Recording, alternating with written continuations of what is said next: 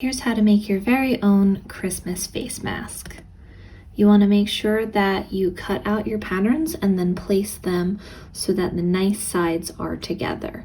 You're going to do that both for the pattern and for the white side that goes on your face. Then you're going to sew just the large edge together and make sure that you do some back stitching to make that nice and secure.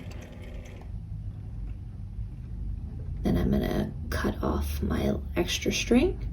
Do the same thing for the white piece, making sure the nice edges are together and going along that big seam.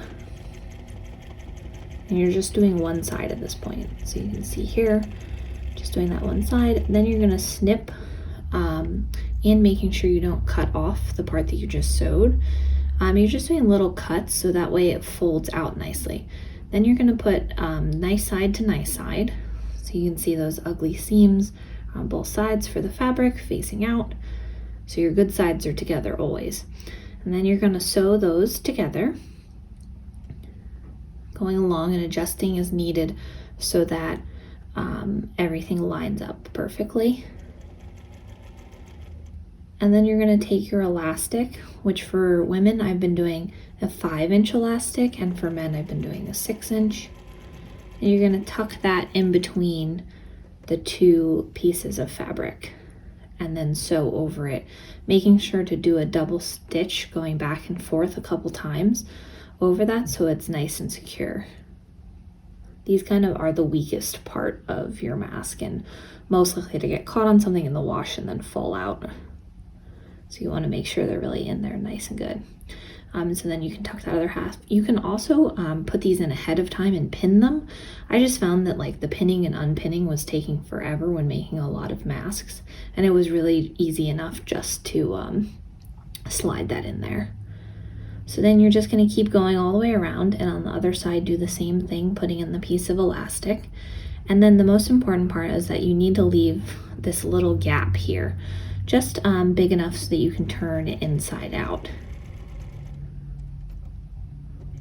So after you've gone all the way around except for that gap, you want to cut off the corners so that it turns inside out, or really right side out, nicely.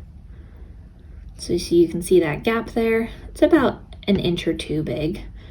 And you're going to use that, turn the whole thing inside out. And you can either use your fingers or a pencil to make sure that you're really poking out all the edges so they look like good clean edges. Otherwise they'll be stuck tucked in and not look so great. So once that's all turned inside out, or right side out, you're going to fold over the pieces on that gap that you left, and then you can sew them together.